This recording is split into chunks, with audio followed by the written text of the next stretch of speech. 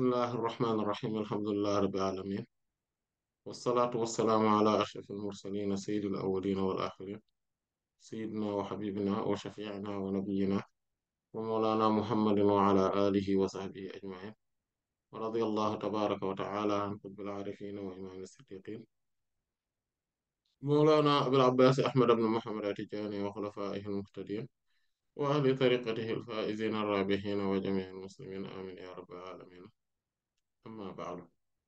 Après avoir formulé les louanges à Allah subhanahu wa ta'ala et adressé les prières et salutations sur le noble prophète Sayyidina Muhammad sallallahu alayhi wa sallam, nous allons donc entamer notre 42e séance, si je ne m'abuse, concernant le fiqh allégé.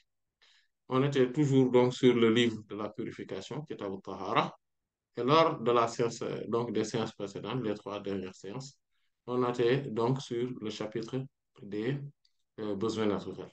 Donc, Babu Qada'il Haja. Et donc, on a parlé donc de tout ce qui tournait donc dans l'istinja, donc le nettoyage intime.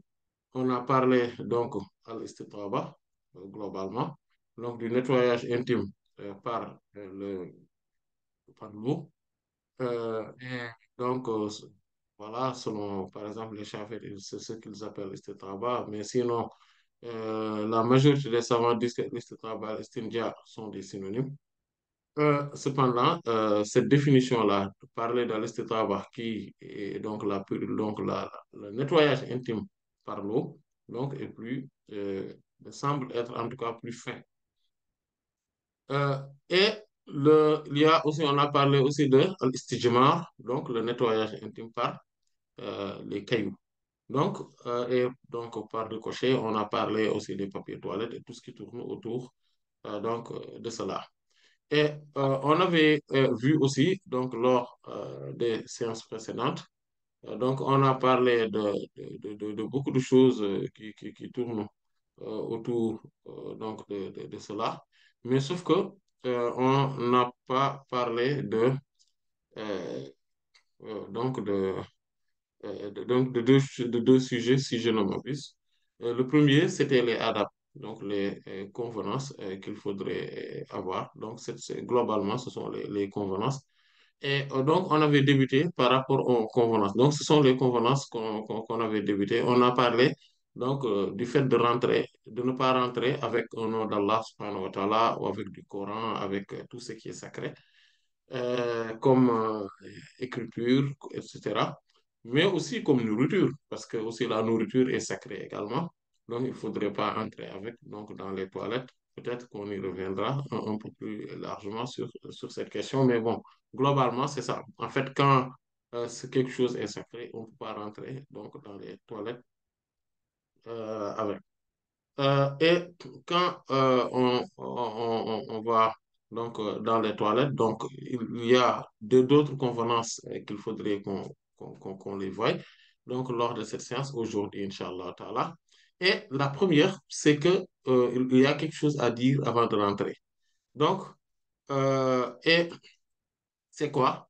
Il y a en entrant, on dit Bismillah, Allahumma inni a'udhu bika min al-khubuthi wal khaba'ith. Et en sortant, on dit Ghufranak. Maintenant, qu'est-ce qui motive cela et qu'est-ce qui nous le montre? En fait, on va parler un peu de cela. C'est qu'il y a un hadith de Sayyidina Anas radiallahu ta'ala anhu qui se trouve dans les deux sahih de l'imam al-Bukhari et de l'imam Muslim alayhi wa rahmatu wa ridwanul munah, qui dit que كان النبي صلى الله عليه وسلم إذا دخل الخلاء قال اللهم إني أعوذ بك من الخبث والخبائث. Que le prophète sallallahu alayhi wa sallam avait l'habitude, lorsqu'il rentrait dans les toilettes, dit au mon divin, aux attributs élevés et au nom, au plus beau nom, je demande protection, je te demande protection contre donc les choses maléfiques ou les êtres maléfiques, mâles et femelles. Et ce terme-là, que Allahumma inni a'udhu bika min al-khubuthi wal khaba'isi, donc il faudrait donc dire Bismillah auparavant. et après, donc, dire Allahumma inni a'udhu bika min al-khubuthi wal khaba'ith, il faudrait comprendre que ce terme-là, al-khubuthi déjà, Allahumma inni a'udhu bika, donc, min al-khubuthi, donc, il y a deux formes de le dire. Donc, il y a khubuthi, donc, avec la dhamma sur le bas, khubuthi, et il y a une autre forme de le dire, khubthi. Parmi ceux qui, eux, disent khubthi, il y a l'imam Ibn al-Anbari, il y avait l'imam Abu Ubaid Qasim ibn Salam, etc., rahmatullah alayhim, et il y en a d'autres. Il y a aussi, euh, donc, de toute façon, il y en a d'autres qui, eux, non, disent que non, en fait, ce qu'il faudrait dire, c'est si, non, si, euh, et cette parole-là, donc, c'est la plupart des gens du hadith, hadith. Et il y a aussi le même Al-Khattabi, rahimahullah, qui dit que non, que c'était pas correct de dire cela. Il y en a, mais par contre, pour les autres savants qui sont venus après lui, comme l'imam Al-Hafiz ibn al-Jawzi, et après, rahmatullah alayhi, et après, il y a Al-Hafiz An-Nawawi, rahmatullah, qui dit qu'en fait, en réalité, on peut dire tous les deux, Khubusi et Khubusi. C'est d'ailleurs, c'est comme quand on dit euh, Rusulun, ou Rusuli et Rusli. C'est pareil. En fait, c'est juste que là, on allège la prononciation. Au lieu de faire le dhamma partout, Rusulu, on dit Ruslu. Ou bien Kutubu et on dit Kutubu. Donc, ça se dit. Comme l'imam An-Nawawi, donc, rahimahullah, a dit, bon, maintenant, pour la s'agissant maintenant du sens, en fait, quand on le prononce avec la Bama, c'est-à-dire qu'Allahumma, ô mon divin, au plus beau nom et aux attributs élevés, inni a'udhu bika, inni certes moi, donc a'udhu bika, je demande protection, je te demande protection, voilà, minal khubuthi, donc, et là, quand on met la Bama, donc, on la traduit par, donc, donc, khubus, donc, c'est-à-dire, donc, ce sont les shayatines, donc les démons qui sont euh, donc mâles, et al-khaba'is, donc ce sont les démons féminins, donc les démons mâles et femelles. Donc, min al-khubuthi wal khaba'is. Et certains d'autres disent que al-khubuthi donc signifie tout simplement les shayatines, donc dans leur globalité. Donc, al-khubuthi, donc qui signifie donc les shayatines, donc c'est-à-dire les démons. Et al-khaba, ici, dans ce cas-là, donc, c'est le pluriel de khabas, qui signifie donc une souillure. Donc, les souillures, donc, comme les urines, comme les matières fécales. Et donc, à partir de ce moment-là, on dit que le prophète sallallahu alayhi wa sallam a demandé donc qu'Allah subhanahu wa ta'ala le protège contre les maux ou la maléfaction donc des uns, c'est-à-dire donc des shayatines, des démons, mâles et femelles, et donc contre aussi donc le mal qui, ou en tout cas les souillures qui pourraient s'attacher, donc qui pourraient toucher son corps, et y rester, ou en tout cas et qui pourraient être nuisibles. Et d'autres disent que, en fait, quand on traduit le terme aussi, donc, ce sont donc c'est shaitan, donc c'est les shayatines, donc ce sont les démons toujours. Cependant, al-khaba'is, donc, euh, comme quand Allah dit wa yuharrimu alayhim al-khaba'is, Allah, donc le prophète sallam est venu, Allah l'a envoyé, il dit yuhillu lahum at-tayyibat wa yuharrimu alayhim wa yuharrimu alayhim al-khaba'is. Donc, il est là, il est venu pour ce prophète-là, sallallahu alayhi wa sallam, qui est un envoyé. Il est venu pour rendre licite donc les choses, les bonnes choses, et il rend illicite les mauvaises choses. Et dans ce sens-là, donc toutes ces mauvaises choses-là, ce sont al-ma'asi. Ce sont donc les actes de désobéissance. Et quand maintenant Imam Al-Imam Ibn Battal, rahimahullah, qui lui fait le charh donc de Sahih de l'imam Al-Bukhari, rahimahullah ta'ala, dit que Al-Khubusi, c'est le mal, tout simplement, Ashar, le mal.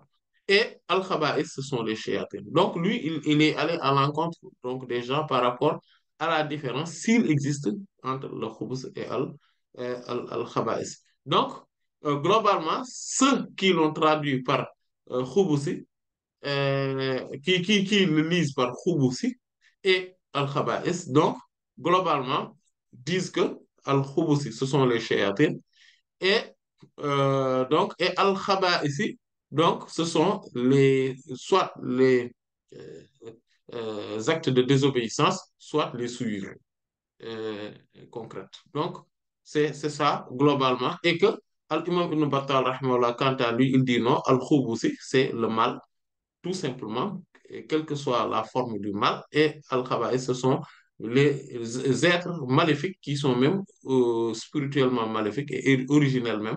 Donc, ou en tout cas, qui sont les origines même de ces malheurs et de ces maux. Donc, c'est ça, globalement, donc la traduction pour si on considère que en fait, on le lit par un, un dhamma. Et maintenant, euh, quant à, par exemple, euh, ceux qui le lisent par un soukoun, par exemple, certains parmi eux considèrent, comme Al-Imam Ibn al-Ambari, rahimahullah, lui, il considère que quand on dit al-khubsi, on le dit effectivement, mais ce n'est pas un allègement de al-khubus, comme le dit l'imam al-Nawawi, rahimahullah, comme on vient de le dire. En fait, pour eux, pour lui, al-khubsi, donc quand on le lit par un soukoun, al-khubsi, donc pour lui, c'est un substantif, un masdar. Et que quand on dit, qu'est-ce que cela signifie? Il dit que cela signifie la mécréance, al-kufr. Pourquoi? Parce que c'est le mal ultime, c'est le mal suprême, c'est vraiment la plus grande des désobéissances. Et donc, à partir de ce moment-là, Al-Khaba'is, ce sont les shayatins, tout simplement, ce sont les démons. Et Al-Imam Abu Ubaid Salam, lui, est d'accord avec lui. Cependant, lui, il dit tout simplement qu'Al-Khubusi, on peut dire que c'est Al-Khaba'is. Al-Khaba'is, ce sont les shayatins, comme lui, il dit, mais sauf que Al-Khubusi, c'est le mal dans sa globalité. Or, Imam Ibn al-Ambari, rahimahullah, lui considère que le mal, c'est c'est le mal c'est le mal des mots, c'est-à-dire la mécréance. D'autres disent que, en fait, que al-khubsi, donc, al-khubsu, al-khubsu, c'est quoi? C'est le contraire de quelque chose qui est at-tayyib, ou tayyibul fi'l, c'est-à-dire quelque chose qui est bon comme acte, comme action, c'est-à-dire toutes les formes de dépravation donc, et de perversion. Et qu'à partir de ce moment-là, al-khaba'is, ce sont donc les actes, les actes blâmables et aussi les attitudes rabaissantes, les mauvaises attitudes. Et donc, ça, c'est donc, pour eux, il y a une différence entre Al-Khubzi et Al-Khaba'is. Donc, Al-Khubzi, donc, c'est tout simplement les perversions. En fait, quand quelqu'un, lui, il est pervers. Voilà. Voilà, et il est dans la dépravation. Donc, c'est ça. Et Al-Khaba'is, ce sont donc les actes en tant que tels qui sont maléfiques. Et là, comme Al-Imam Ibn al-Arabi, rahimahullah, donc il dit que al-khubth, c'est ce qui est tout simplement al-makruh. Voilà. C'est-à-dire ce qui est blâmable, ce qui n'est pas aimé, ce qui est méconnu. Et à partir de ce moment-là, al-khaba'is va signifier tout simplement les actes de désobéissance ou bien tout simplement toutes les formes d'action qui sont blâmables.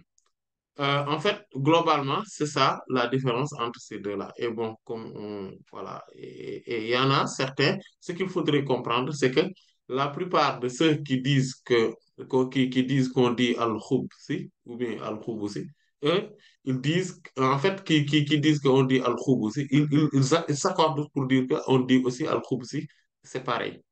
Et ça, ce sont la majorité des spécialistes du hadith.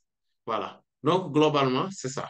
Et donc, pour dire que, globalement, on peut dire que cela signifie au mot divin, aux attributs, au nom sublime et aux attributs élevés, je te demande protection contre tout ce qui est mal, tout ce qui est mal ou maléfique. Que ça soit des entités, cela soit des entités, donc des entités spirituelles ou des entités physiques, voilà. Que cela soit des souillures, donc toute forme de souillure physique ou donc ou spirituelle, voilà. Et toute forme d'entité maléfique, voilà. Et donc, et en premier lieu, les shayatins, les démons. Voilà. Donc, c'est ce que cela signifie. Et maintenant, quand on sort, donc, et pourquoi aussi cette invocation-là, c'est extrêmement important. Et pourquoi ici, en fait, ici, on dit d'abord Bismillah avant de dire Allahumma inni a'udhu minal khubuthi wal khaba'ith. Voilà. Contrairement au Coran où on dit A'udhu billahi minash shaitanir rajim et après Bismillahir rahmanir rahim. Parce que Bismillahir rahmanir rahim, bon, beaucoup de savants disent que cela fait partie des sourates du Coran ou bien que, en tout cas, euh, on le met devant les Corans, etc. Bon, selon les divergences, bon, ce n'est pas aujourd'hui qu'on doit en parler, Inch'Allah Ta'ala. Mais et peut-être même l'avis le plus juste, c'est que cela fait partie les Bismillah ar-Rahman ar-Rahim font partie des sourates du Coran. Même si on ne les décompte pas parfois, ou donc dans les autres sourates, comme, à part la Fatiha, donc comme étant un signe coranique entier qu'on décompte. Dans le décompte, on ne le met pas, mais euh, un signe coranique qui fait partie de la sourate. D'ailleurs, c'est pour cela que sourate al-Bara'a, donc la sourate numéro 9, on n'en dispose pas. Donc, on ne le met pas. Et que, aussi, c'est comme aussi d'autres ayats, d'autres signes coraniques qui sont dans d'autres sourates, qui se répètent plusieurs fois, comme Fabi ala rabbikuma tukazziban dans la sourate Ar-Rahman, comme Waylun yawma idhil lil mukazzibin dans la sourate euh, al-Mursalat, etc. Comme inna fi dhalika la'ayatan wa ma kana aktharuhum mu'minin wa inna rabbaka lahu al-azizur rahim dans la sourate Ash-Shu'ara, etc. Donc, ce sont des ayats qui se répètent. La basmala aussi, Bismillahir Rahmanir Rahim, c'est un ayat, c'est un signe coranique qui se répète un peu partout dans le Coran, c'est tout. Et il y a des ayats entiers qui se répètent dans le Coran et un peu partout, comme Fabi hadithin ba'dahu yu'minu, c'est répété deux fois dans le Coran, dans deux sourates différentes, etc. Donc, on voit nettement que cela, c'est bien possible. Maintenant, donc, à partir de ce moment-là, on dit d'abord A'udhu billahi minash shaitanir rajim avant de dire Bismillahir rahmanir rahim. Une autre cause visible, c'est que quand on dit A'udhu billahi minash shaitanir rajim, en fait, c'est une forme de se dépouiller et de s'éloigner de tout ce qui est une forme de souillure externe ou interne, exotérique ou ésotérique, donc concrète ou spirituelle. Maintenant, donc morale plutôt, morale ou spirituelle, pour ne pas dire concrète, morale ou spirituelle. Et euh, or, donc, quand on s'en débarrasse, donc c'est pour préparer le terrain, parce on doit remplir notre cœur et donc toucher donc notre langue par le Coran, donc en tout cas réciter le Coran. Donc, il faudrait d'abord s'éloigner de tout ce qui est une souillure, donc morale ou spirituelle. Donc on dit A'udhu billahi minash shaitanir rajim avant de dire Bismillahir rahmanir rahim. Contrairement à ce cas-là, où quand on rentre dans les toilettes. Donc, quand on rentre dans les toilettes, donc, quand on dit Bismillah, donc, on disparaît des radars de tout ce qui est satanique. En fait, donc, voilà, comme le Coran l'a dit, وَإِذَا قَرَأْتَ الْقُرْآنَ جَعَلْنَا بَيْنَكَ وَبَيْنَ الَّذِينَ لَا يُؤْمِنُونَ بِالْآخِرَةِ حِجَابًا مَسْتُورًا. Donc, lorsque tu lis le Coran, on te met entre toi et ceux qui ne croient pas à l'au-delà, un voile, donc on met entre vous un voile donc qui vous couvre. Donc, ce qui fait qu'ils ne vous voient pas. Et donc, ce qui fait que, et ça, en premier lieu, les shayatins, donc ces shaitans, ça se concrétise mais tout le temps.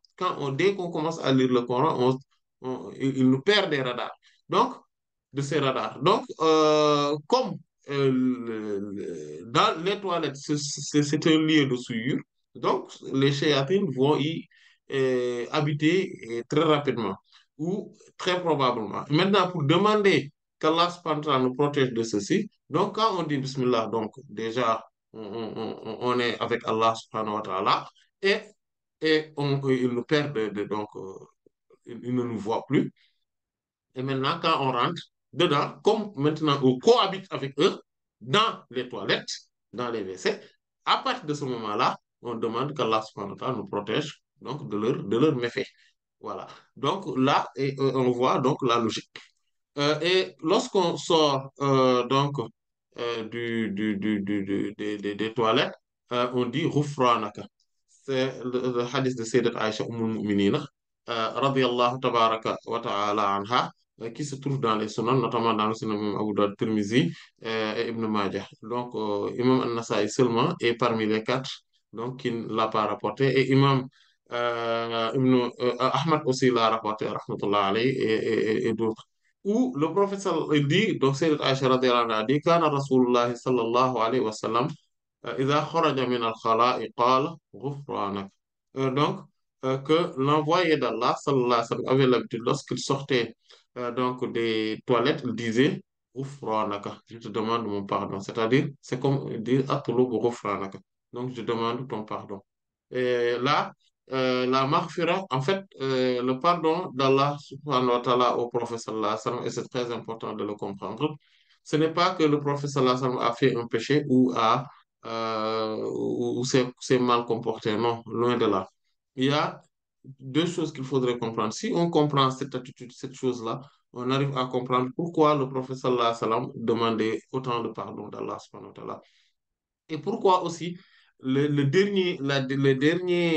dernière sourate qui a été révélée, c'est-à-dire la sourate numéro 110, donc sourate An-Nasr, et là, إذا جاء نصر الله والفتح ورأيت الناس يدخلون في دين الله أفواجا فسبح بحمد ربك واستغفره. Donc, la dernière chose qu'Allah subhanahu wa ta'ala lui a demandé de faire, et avec à la deuxième personne du singulier, il dit wastaghfirhu. Demande-lui le pardon. C'est-à-dire que demande à Allah subhanahu wa ta'ala le pardon. C'est pour cela que l'istighfar, nous, on le voit comme étant donc au début du cheminement, mais en réalité, de la même manière qu'il est au début du cheminement, il est aussi à la fin du cheminement. C'est pour cela que c'est le dernier ordre que le prophète sallallahu alayhi wa sallam a reçu de la part d'Allah subhanahu wa ta'ala dans son Coran. Et donc, il faudrait comprendre que ce qu'on appelle al-maghfirah ou al-ghufran, donc c'est-à-dire le pardon. Donc, le pardon, en fait, provient de ce qu'on appelle donc du mot qui s'appelle al-mighfar. Al-mighfar, c'est quoi?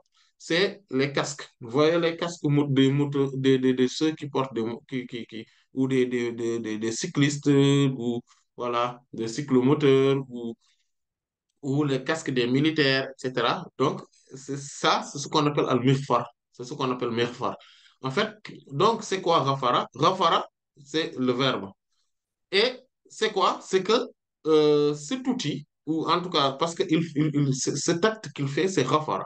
C'est quoi? C'est qu'il couvre. Il y a deux rôles qu'il joue.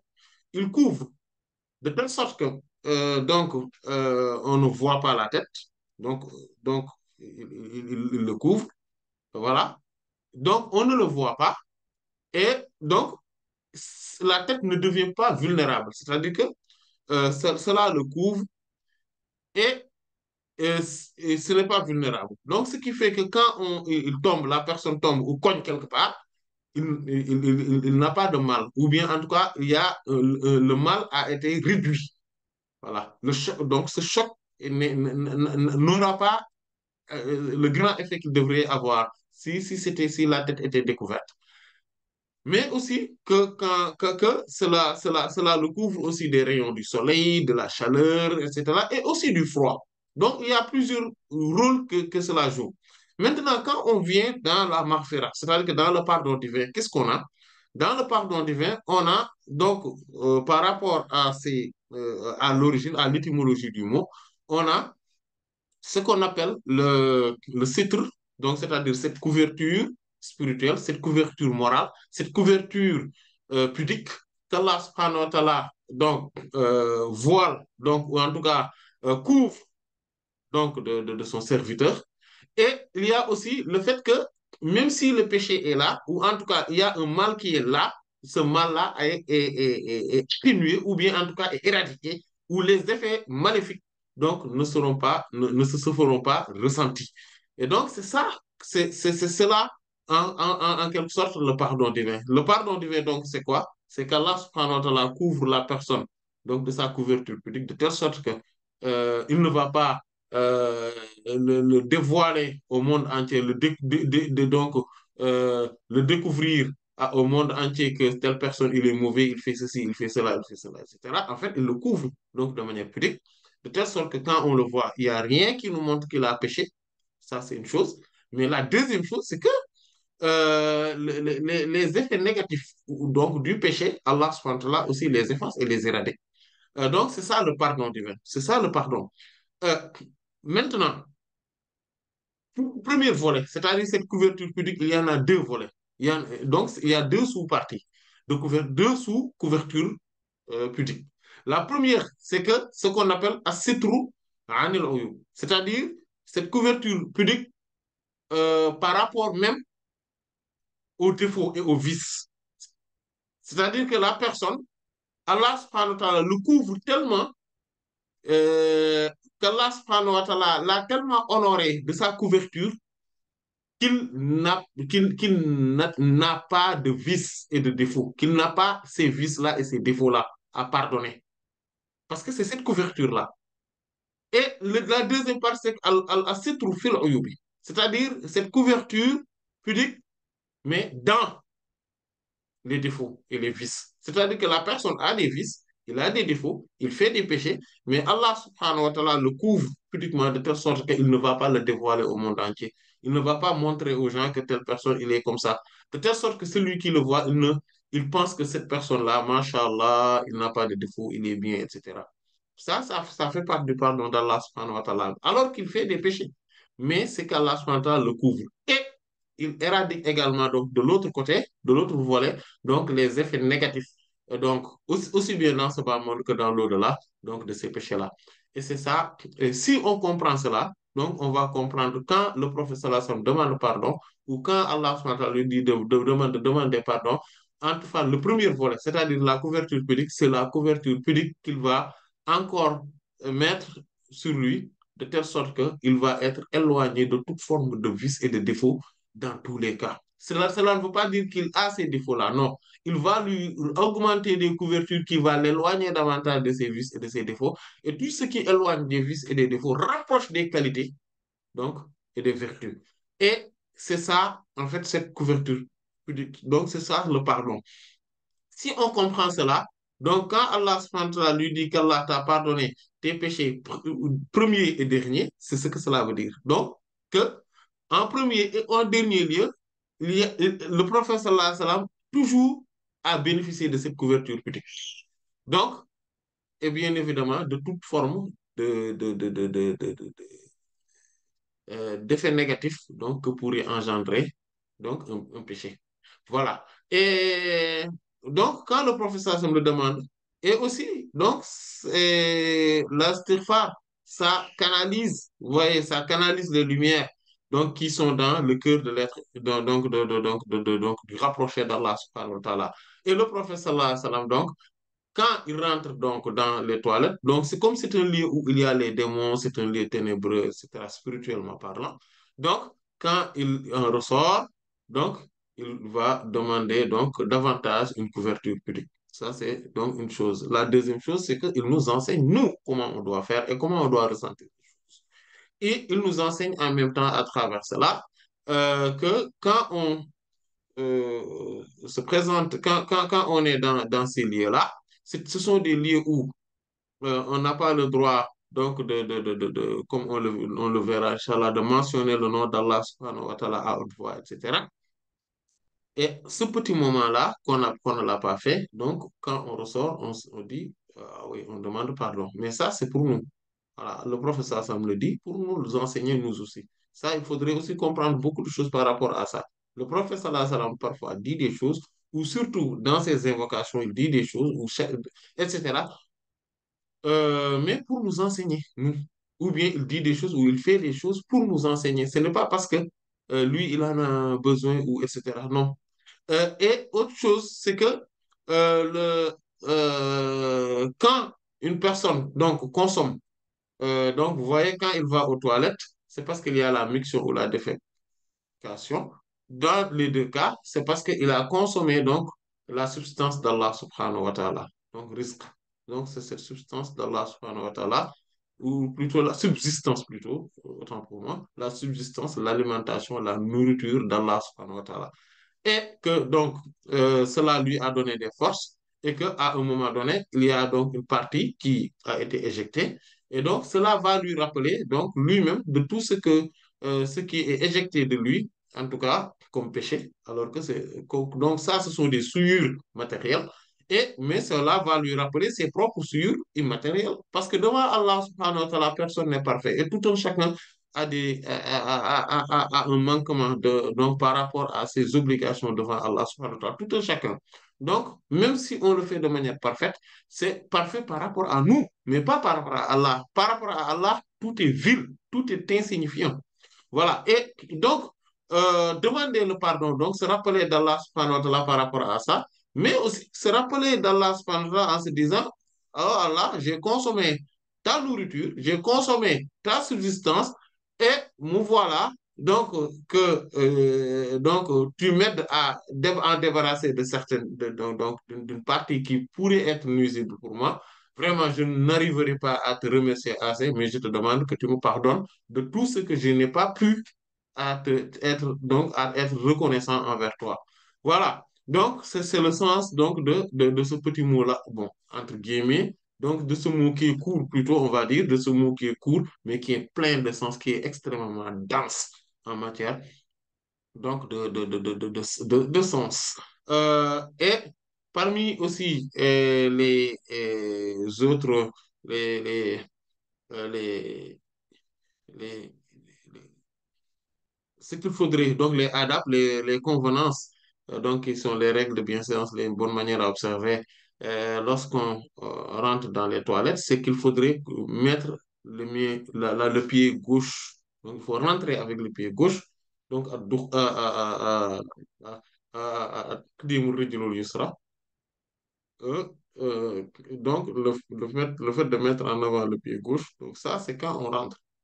Mais quand on sort, c'est taqdimul rijlul yumna. Donc, il faudrait mettre en avant le pied droit quand on sort. Et ça, c'est parce qu'en fait, ce sont les exceptions donc du hadith de Sayyidat Aisha Mu'minin radiyallahu anha qui est dans le Muwatta de l'imam Malik, mais aussi dans les deux Sahih, où il disait que kana an-nabiy sallallahu alayhi wa sallam yu'jibuhu at-tayammunu fi tana'ulihi wa tarajjulihi wa tuhurihi wa fi sha'nihi kullihi que l'envoyé d'Allah, sallallahu alayhi wa sallam, aimait tellement, il adorait donc de commencer par la droite, donc par rapport fi tana'ulihi, donc quand il portait ses chaussures, wa tarajjulihi, quand il se peignait la tête, wa tuhurihi et dans sa purification, wa fi sha'nihi kullihi et dans toutes ces choses. Bon, il y a d'autres versions où il dit Kana Nabi sallallahu alayhi wa sallam yu'jibuhu tayammunu fi sha'nihi kullihi. Après, il commence à dire fi tayammunihi wa tarajjulihi wa siwakihi wa tuhurihi. Donc, c'est la version qui est dans le Sunan de l'imam Abu Dawud, rahimahullah, etc. Donc, mais en tout cas, qu'il aimait, donc, dans toutes ces choses, de commencer par la droite. Maintenant, il y a des exceptions. Parmi ces exceptions-là, il y a le fait, donc, quand ce sont les choses qui sont... Pourquoi? Parce que c'est quand les choses donc qu'il a nommées, ce sont des choses qui sont d'ordre euh, donc de la purification, en fait, d'ordre donc de se rajouter, en tout cas d'attirer le bien. Mais quand il s'agit maintenant de se débarrasser du mal, etc., où on quitte donc le lieu de mal vers le lieu de bien, ou en tout cas le lieu qui est mieux vers qui est moins valeureux vers le lieu qui est plus valeureux, etc.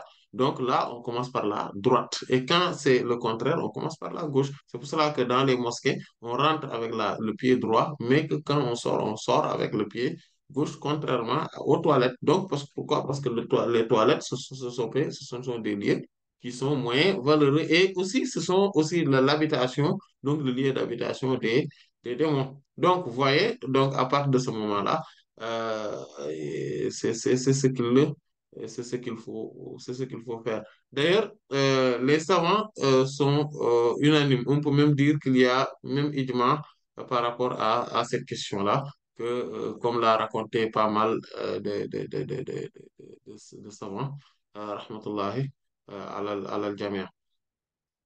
Et il y a maintenant d'autres choses. C'est que quand on est dans les toilettes, donc le zikr, donc on le fait quand on rentre et quand on sort. Voilà, ce que le prophète sallallahu alayhi wa sallam disait, Bismillah, Allahumma inni a'udhu bika min al-khubuthi wal khaba'ith en rentrant. Et en sortant, il disait Ghufranaka. Voilà, il mettait en avant le pied droit et le pied gauche plutôt pour entrer et il mettait en avant le pied droit en sortant. Cependant, euh, à l'intérieur, il évitait donc de mentionner le nom d'Allah subhanahu wa ta'ala là-bas. Et d'ailleurs, même de parler, on le verra, Inch'Allah ta'ala. Donc, de mentionner le nom d'Allah subhanahu wa ta'ala, on l'avait vu sur le hadith Al-Muhajir ibn Qunfus, vous vous rappelez, radiallahu ta'ala anhu, qui se situe dans les sunan de l'imam Abu Dawud et l'imam Nasa'i, notamment, rahmatullah alayhima. L'imam Ahmad aussi l'a rapporté, rahmatullah al-jami', et c'est un hadith qui est Hassan ou qui est sahih d'ailleurs. En tout cas, donc, soit donc, d'ailleurs, Hafiz Ibn Hajar dit Hassan Sahih. Donc, c'est Hassan, mais en tout cas, et qui est aussi Sahih. Voilà. Et donc, l'imam An-Nawawi, rahimahullah ta'ala, aussi dans son majmou, a dit que c'est un hadith qui est Sahih. Voilà. Et il y a beaucoup d'autres hein, qui considèrent que c'est Sahih, comme l'imam Ahmad Shakir, rahmatullah alayhi, etc. Et que il dit que lui-même, أتى النبي صلى الله عليه وسلم فسلم عليه فسلم عليه فلم يرد عليه حتى توضأ ثم اعتذر إليه فقال إني كرهت أن أذكر الله وأنا على غير طهارة. Bon, il y a des versions وأنا إني كرهت أن أذكر الله إلا على طهر. Il y a d'autres إلا على طهارة. Donc, il dit que lui, il est venu voir le prophète sallallahu alayhi wa sallam, il l'a salué et le prophète sallallahu alayhi wa sallam ne lui a pas répondu. Ne lui a pas répondu. Et d'ailleurs, un hadith similaire a été rapporté dans le Sahih de l'imam Muslim par Sayyidina Abdullah ibn Umar radiyallahu anhu, mais sauf qu'il n'a pas expliqué le pourquoi. Il dit tout simplement que anna rajulan anna rajulan marra wa rasulullah sallallahu alayhi wa sallam yabul fa sallama falam yurda alayhi, que il y a une personne, un homme plutôt, qui a passé devant l'envoyé d'Allah sallallahu alayhi wa sallam, donc qui donc était dans la miction, voilà, et il lui a, voilà, qui faisait la miction, donc qui urinait, et il lui a adressé donc les salutations. Et le professeur Hassan ne lui a pas répondu. Par contre, le hadith de Sayyidina al-Muhajir ibn Qunfus, radiallahu anhu, a bien précisé. Parce que, il dit que quand le professeur Hassan ne lui a pas répondu, lorsqu'il lui a adressé ses salutations, il a fait ses ablutions. Et voilà, il a fait ses ablutions et il lui a dit, il a demandé une excuse en lui disant que je n'aimais pas, je ne voulais pas prononcer le nom d'Allah quand il dit wa alaykum salam wa rahmatullahi wa barakatuh. Tout ça, je ne voulais pas le dire alors que je n'étais pas en état de purification complète. Donc, parce que je n'étais pas, j'avais pas fait mes ablutions.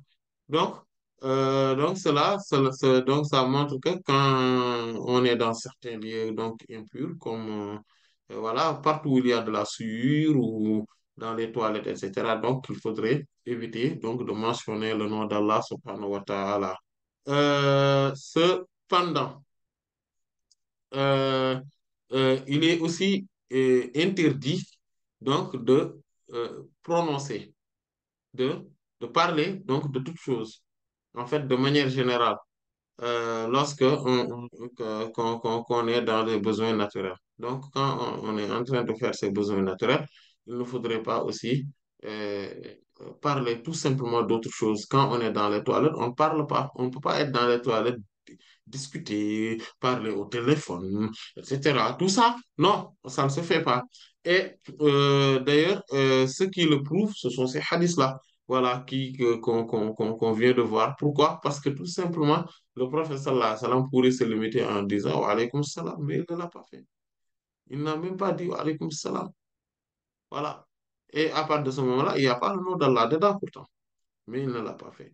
Et que, en réalité, il y a aussi le prophète sallallahu alayhi wa sallam a dit donc dans un hadith rapporté par Sayyidina Jabir ibn Abdullah radiallahu ta'ala anhu, qui est rapporté, donc qui raconté par Sayyidina Jabir ibn Abdullah al-Ansari radiallahu anhu, et par ailleurs par Sayyidina Abu Sa'id al-Khudri radiallahu anhu, mais on va parler d'abord du hadith de Sayyidina Jabir radiallahu ta'ala anhu, que l'imam Ahmad rahimahullah a rapporté, et Al-Hafiz ibn Sakan, donc lui aussi l'a rapporté dans son Sahih, comme Al-Imam ibn al-Qattan aussi dans son Sahih, rahmatullah alayhi, et qui considère que ce hadith-là est Sahih. Donc, Imam ibn Sakan, par exemple, rahimahullah, considère que ce hadith est Sahih. Même si que l'imam Hafiz ibn Hajar, rahimahullah, lorsqu'il a raconté ce hadith dans son Bulugh al-Maram, il dit que huwa ma'lul, c'est un hadith qui a été considéré comme étant défectueux. En fait, parce que tout simplement, il considère que c'est un hadith défectueux parce que ce hadith-là, imam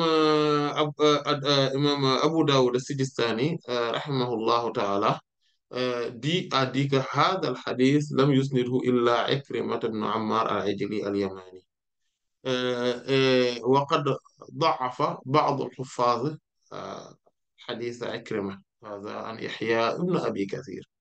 Et donc, il dit que ce hadith-là, il n'y a personne qui l'a amené avec une chaîne de transmission, donc remontant au prophète sallallahu alayhi wa sallam, à part Ikrimah ibn Ammar al-Ajli al-Yamani. Or, c'est quelqu'un que certains Hufaz donc, considéraient que ces hadiths sont qu'il a rapporté de Yahya ibn Abi Kathir, rahimahullah ta'ala. Euh, c'est Yahya ibn al-Mutawakkil, hein, voilà, Sumbul al-Basri, rahimahullah. Donc, qui, donc on dit Abu Yahya ou Abu Kathir aussi, rahimahullah, c'est son surnom. Donc, certains pensent que son hadith est- donc, voilà, ce qu'il a rapporté, donc, le Ikrimah de Yahya ibn Abi Kathir n'est pas en réalité, donc, c'est faible, n'est pas authentique. Mais en effet, Imam Muslim, rahimahullah, dans son Sahih, a rapporté de ce Ikrimah-là. Voilà, de ce Ikrimah ibn Ammar al-Ajli al-Yamani. Et donc, même Muslim, rahimahullah, a même rapporté son hadith de la part de Yahya ibn Abi Kathir. Et Imam al-Bukhari, rahimahullah ta'ala, aussi, a rapporté aussi ces hadiths, mais dans les mushahadat, donc dans les hadiths témoins. En fait, donc ce qui voudrait dire tout simplement que ce hadith-là, euh, donc si on considère qu'il est défectueux, comme l'imam Abu Dawud le pense, d'ailleurs c'est ce que l'imam al-Hafiz ibn Hajar rahimahullah raconte par rapport à cela, euh, en disant qu'en fait, il y en a certains qui le considèrent comme étant défectueux. En réalité, ce hadith-là est bien recevable, comme on vient de le préciser, de l'éclaircir. C'est le hadith de Sayyidina Jabir radiyallahu anhu m'a dit إذا تغوط الرجلان فليتوارى كل واحد منهما عن صاحبه ولا يتحدثا فإن الله يمقت على ذلك. En fait, si deux d'entre vous font la défécation, donc euh, dans les toilettes, donc sont dans les toilettes, que chacun donc euh, se cache par rapport à l'autre, à son compagnon, et qu'il ne discute pas, parce que Allah a une colère immense par rapport donc à cela. Donc il est un courroux donc par rapport à cela.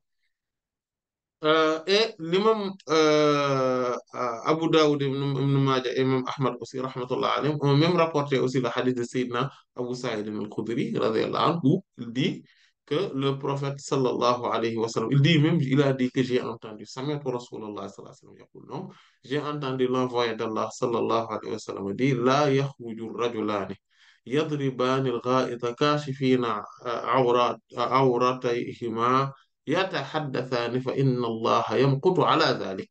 Il dit que j'ai que l'envoyé d'Allah sallallahu alayhi wa sallam a dit que deux personnes, que deux gens, que deux hommes ne sortent pas donc pour aller aux toilettes et tout en dévoilant leur partie intime et en discutant. Parce que Allah subhanahu wa ta'ala est dans une colère immense donc vis-à-vis de cela. Donc c'est un hadith aussi qui est authentique. En fait, d'ailleurs, l'imam donc Ahmad, Abu Daoud, Ibn Majah, il y a aussi l'imam Ibn Khuzayma aussi qui l'a rapporté dans son Sahih, voilà, etc. Donc, même si certains pensent que voilà, il y a quand même un problème par rapport à ce hadith, mais si on regarde donc les deux hadiths là, donc ils se solidifient l'un par rapport à l'autre, et vous voyez, donc c'est un hadith qui est vraiment recevable. Ça, c'est une des adab. L'autre adab, c'est le fait de s'éloigner, al-ibad. Donc, le fait de s'éloigner des gens, mais ça, c'est quand on est dans le vide, quand on est dans un lieu désertique où on ne peut pas se cacher, etc. Donc, c'est pour cela que le prophète sallallahu alayhi wa sallam, il y a Sayyidina al-Mughira ibn Shu'ba radiyallahu ta'ala anhu dans son hadith célèbre qui est dans les Sahih et surtout dans les Sunan. D'ailleurs, c'est le premier hadith du Sunan imam Abu Dawud rahimahullah. Il dit كان النبي صلى الله عليه وسلم إذا أتى الغائط وإذا أتى الخلاء أبعده. Le prophète sallallahu alayhi wa sallam, quand il allait aux toilettes, il s'éloignait des gens.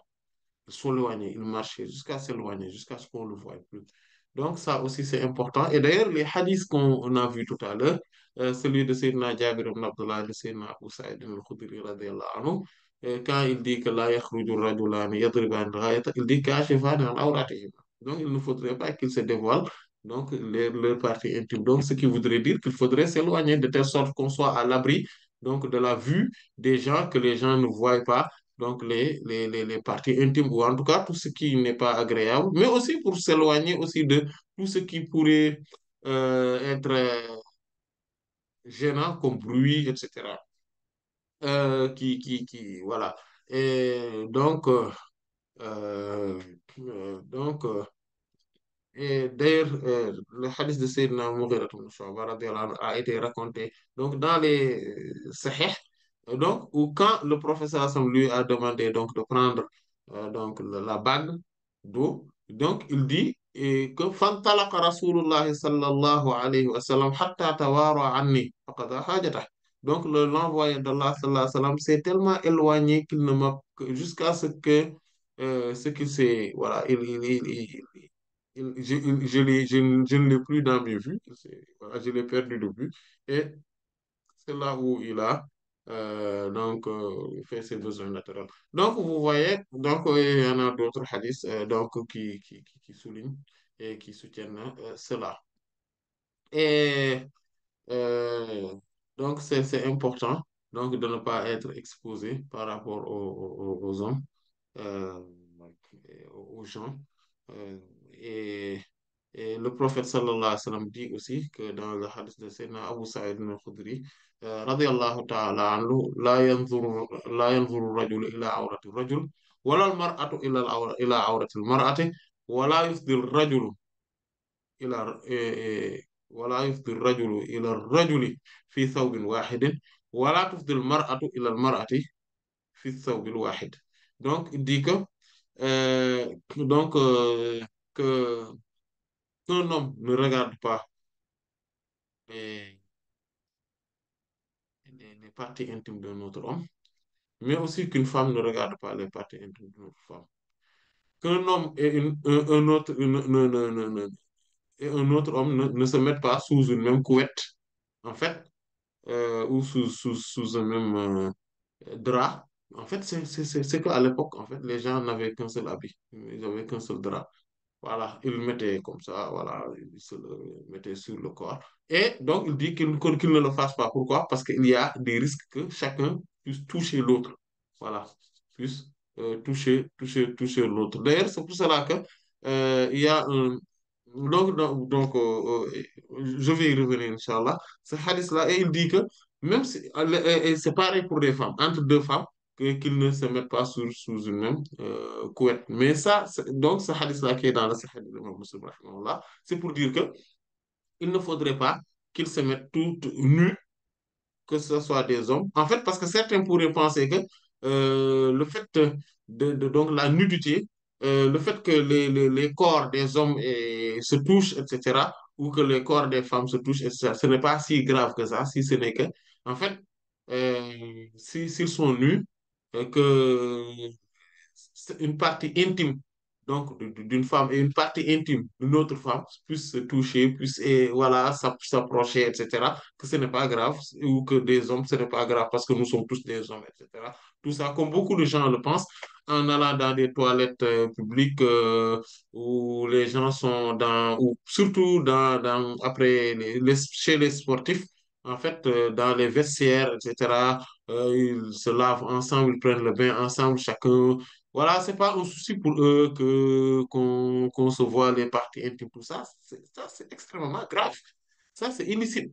Et d'ailleurs, c'est pour ça que Sayyidina Muawiyah ibn Haïda, radiallahu ta'ala anhu plutôt, a dit, donc, dans un hadith, et ce hadith-là, c'est dans les Sunan, de l'imam Abu Dawud, l'imam Tirmidhi, Ibn Majah, rahmatullah, même Ahmad, euh, et même Imam An-Nasa'i l'a rapporté dans son Sunan al-Kubra.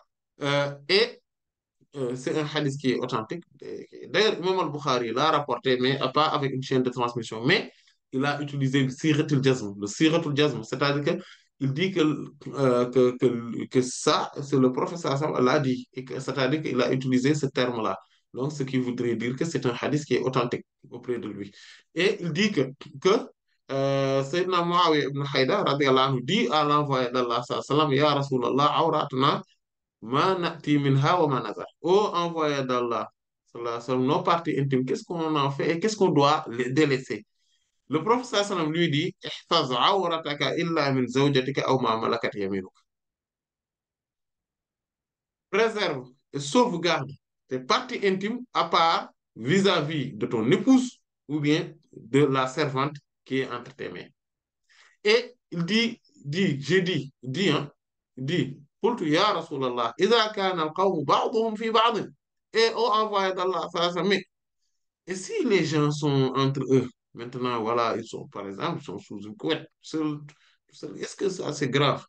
Il dit, ou bien il n'y a que des hommes, etc. Il lui a dit, le professeur Sam l'a répondu, In istata'ta alla yarayannaha ahadan fala yarayannaha. Si tu es capable que personne ne le voie, c'est-à-dire que tes parties intimes, que personne ne le voie. Et il lui a rétorqué en disant, Ya Rasulallah, إذا كان أحدنا خاليا, au envoyé d'Allah, et si toutefois l'un d'entre nous était isolé, il était isolé, il était seul. Le professeur sallallahu a répondu, Allahu ahaqqu an yastahya minhu min al-nas. Allah est plus à même qu'on soit pudique et scrupuleux vis-à-vis de lui par rapport aux êtres humains. Voilà. D'ailleurs, c'est pour cela que ça, c'est quelque chose d'important. C'est que, comme on l'avait vu dans le hadith de Sayyidat Hani, vous vous rappelez, le prophète sallallahu alayhi wa sallam s'est lavé, mais avec ses habits sur lui. En fait, il ne se mettait pas totalement nu. Ça, il le faisait, voilà, quand il prenait son bain. Et ça, il le faisait beaucoup, en tout cas. Voilà, il le faisait. Et en tout cas, pour la plupart du temps, c'est comme ça que le prophète sallallahu alayhi wa sallam se comporter. Donc, ça, donc c'est ce qu'on a, euh, euh, ce qu'on a vu, Inch'Allah Ta'ala. On va continuer. Donc, lors de la séance à venir, Inch'Allah Ta'ala. Et là, je pense qu'on pourra totalement terminer cette partie des convenances, etc. Et donc, et par la même occasion, terminer. Il y a des choses sur le sens spirituel qu'on n'a pas évoquées. Inch'Allah, par rapport aux toilettes, etc., par rapport à l'isolement, tout ça. Mais Inch'Allah, Ta'ala, on va l'évoquer à la fin de la séance à venir, Inch'Allah, lorsqu'on va faire une conclusion sur les besoins naturels et tout ce qui tourne autour donc, de ce chapitre. Et donc, Allah en sait davantage. Wallah Ta'ala alam. Wa sallallahu ala sayyidina Muhammadin wa ala alihi wa sahbihi ajma'in. Subhana rabbika rabbil izzati عما يصفون وسلام على المرسلين والحمد لله رب العالمين. Voilà. Salam alaikum wa rahmatullah. Donc, la Alaykoum première salam. question, c'était de savoir si, à quel moment précis on doit dire Bismillah. C'est avant de rentrer. On dit Bismillah, Allahumma inni a'udhu bika min al-khubuthi wal khaba'is et après on met le pied, le premier pied dans les toilettes. C'est avant de rentrer. Maintenant, il est important aussi de dire que quand on est dans un espace vide ou en tout cas dans un espace découvert, on n'est pas, parce qu'il y a deux possibilités. La première possibilité, c'est qu'il y a des toilettes construites, on rentre dedans, ou bien qu'on est, par exemple, dans la rue, dans quelque part, etc., voilà, dans la forêt, dans la brousse, dans, voilà, quelque part de découvert. Là aussi, on le dit avant d'enlever ses habits. C'est là, à partir de ce moment-là, qu'on le dit. Et Allah en sait davantage. D'accord, khairan. La deuxième question, c'était de savoir si on pouvait prier dans les toilettes. En fait, la prière dans les toilettes est interdite, mais cependant, est interdite plutôt. Cependant, il faudrait comprendre le sens de l'interdiction de la prière dans les toilettes, ce n'est pas une interdiction formelle.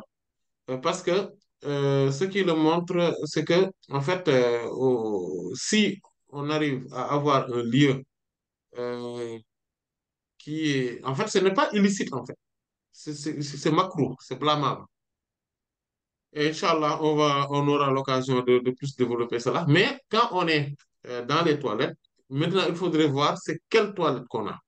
Quelle est la toilette qu'on a? Si on a des toilettes de 1 mètre carré, on ne peut pas. Et c'est même illicite de le faire là-bas. Pourquoi? C'est d'ailleurs, c'est le principe même du satir. En fait, le satir, c'est quoi? C'est quelque chose, donc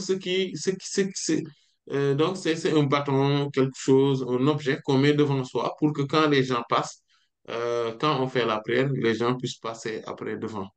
Et ce satir-là, il faudrait le mettre quand on a, en fait, quand on fait le sujoud, donc après le lieu du sujoud, c'est juste après qu'il faut qu'on le met. C'est là où on doit le mettre, juste après. C'est ce qui fait que quand une personne, par exemple, quand on fait la prière et une personne passe à 2 mètres devant nous, c'est pas un problème en soi. Ce n'est pas du tout un problème. C'est quand il passe devant nous jusqu'à notre portée de main, c'est là où il y a un problème. Maintenant, pour délimiter cet espace-là, on met ce satyre-là. Donc, on met cet objet-là devant nous pour montrer aux gens que, attention, je fais la prière. Il ne faut pas passer juste devant moi. Et donc, les toilettes aussi, c'est ça. C'est-à-dire que quand les toilettes dépassent ce niveau-là, c'est-à-dire qu'elle est large, par exemple, une toilette de 2, 3 mètres carrés, en toi, qui ressemble même à une chambre parfois, où il y a des parties, par exemple, de toilettes et une partie, par exemple, où on peut faire la douche, etc. Là, et donc, si on s'éloigne donc des toilettes, on peut faire la prière là-bas.